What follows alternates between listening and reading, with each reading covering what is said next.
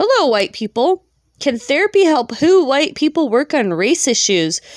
This is an article from MSN.com that was originally from Slate.com. It's originally from somewhere else. No date on this. Welcome to State of Mind, a new section from Slate and Arizona State University dedicated to exploring mental health. Veteran Timothy Ryan, we don't know what kind of veteran he is, had been working on anger management for a year in therapy when, while refueling his Dodge Ram, well, I'd be pissed off if I bought a Dodge Ram too, in a Virginia Beach gas station, a white customer next to him made a racist joke. Ryan realized that because he was also white and drove a pickup, the other man assumed Ryan would be amused. Instead, he was outraged. His therapy is working. There was a pumping in my chest, he recalled. I was getting hot and tingly, but he feared challenging the man's comment and then felt ashamed for not speaking up.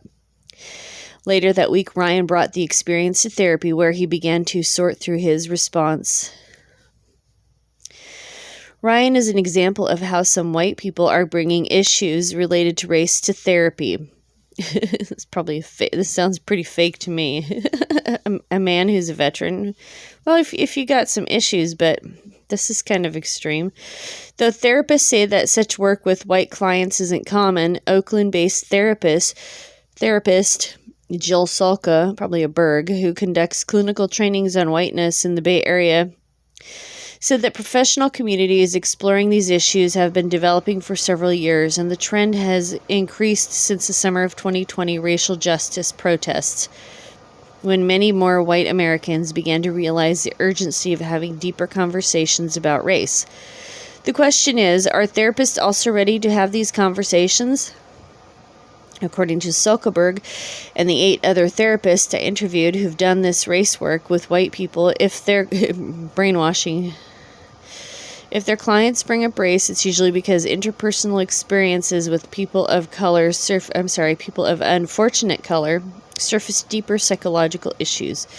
To be clear, the issues these therapists identify as suitable for therapy work do not include hateful racism or the type of paranoid, violent extremism that produced the recent massacre in Buffalo, New York. Well, we all know that you don't have to be white to be a white supremacist. Rather, the work involves white people with a conscientious outlook who may feel guilt and shame discovering their racial prejudice and insensitivity. Guilt and shame for being white and liking that you're white.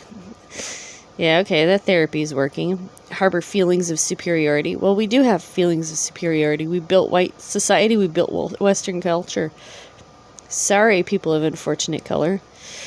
Idealize people of unfortunate color or desire their approval. No, don't idealize them. Don't desire their approval. Or fear calling out overt racism by other white people, especially family. Such problems not only damage personal relationships, but they also perpetuate larger societal patterns of racial harm. For that reason, most therapists who engage in this work emphasize that lasting brainwashing requires that clients reach beyond the therapy container to do reparative work in their everyday personal and public lives, which often means connecting with other white people committed to doing anti-racist work. Over several decades, researchers and clinicians have been Bergs have been developing methods to treat the race trauma people of unfortunate color experience. Essential work that still needs to be expanded and made more widely available. New York-based therapist Kenneth Hardyberg, Kenneth Hardy, who is an affirmative actioner and a leader in race trauma work, said that many therapists of unfortunate color explicitly identify this as an area of expertise, and university clinical training programs now often include a race trauma component. Yeah, until the universities get defunded. White people don't experience such race trauma. But they don't? Oh, okay. They have complex relationships of race and power, and no widely adopted research-based treatment tools are in place to work with them on those issues. Hardy, who is now drawing from his background to implement training on whiteness and therapy, believes that psychotherapy can further the education-based race brainwashing work many white people have sought since the 2020 protests. When Ibram X. Kendi's How to Be an Anti-Racist in Robin DiAngelo's White Fragility became bestsellers, Kendi and DiAngelo's books, who decided they were bestsellers? Okay, the books provide enlightenment about race, but where they can fall short is in keeping us upstairs in our head, dealing with ideas and not dealing with all the emotional stuff that comes up, he said.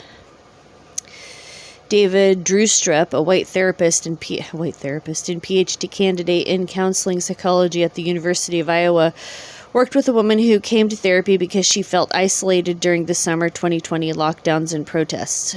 She said she supported Black Lives Matter, but stopped communicating with a longtime affirmative action friend after being angered by the friend's Facebook posts that supported defunding the police.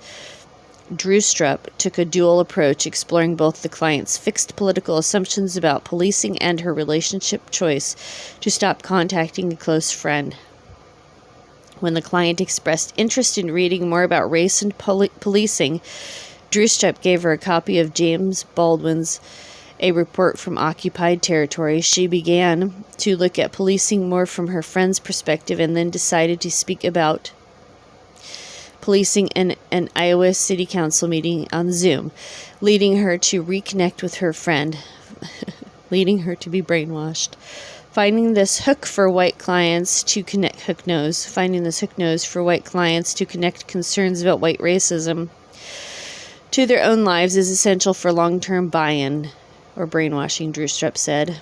Kevin Henze, a white therapist in Boston, that's so weird, a white therapist, described a similar situation in which a white college student examined how a pattern of discounting his affirmative action girlfriend's accounts of racial distress was a form of racism. He felt shame and guilt and realized he had responsibility to confront his prejudiced parents who disapproved of the relationship.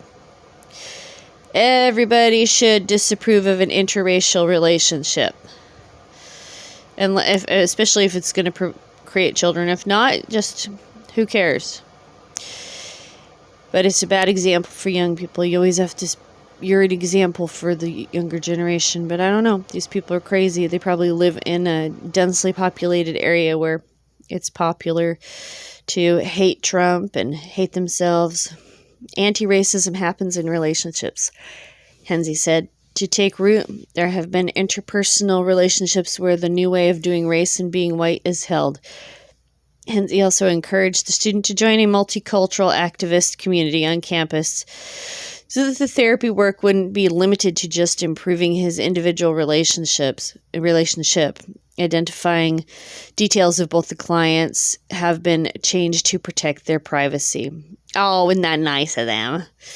Henze first became interested in working on race with white clients during his PhD training at Boston College, where he studied a white racial identity development theory designed by Janet Helmsberg, director of the school's Institute for the Study and Promotion of Race and Culture. But Henze noted that therapists lack accessible clinical tools to assess race-based psychological problems.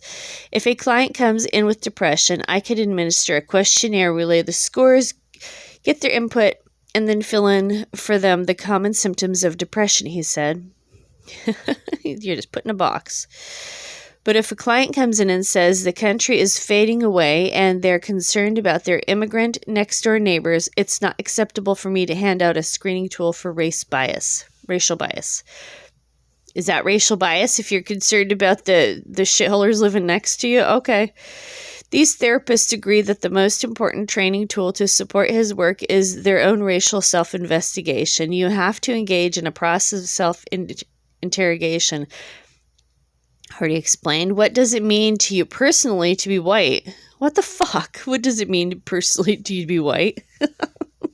I never knew I was white until my country got flooded with shitholers. Where are your blind spots? The training is designed to get people to do a deep dive into their psyches. Then the skill part became easier. Soka's trainings involve ongoing personal reflection and self-disclosure in a multiracial and separate race groups. about one's position in a system of structural racism and unequal privilege. For white therapists, Selka said, a stance of humility is key. Just browbeat you, white boy. I need to acknowledge that I'm subject to the same conditioning as my clients. Therapists of unfortunate color face distinct dynamics working with white clients directly in race. White clients might not speak openly to a therapist of unfortunate color about their own prejudices, or they may hope the therapist will provide reassurance or easy solutions. For this reason, says Miriam Jernigan Nussi, an affirmative action therapist in Atlanta, it's crucial for more white therapists to take on this work.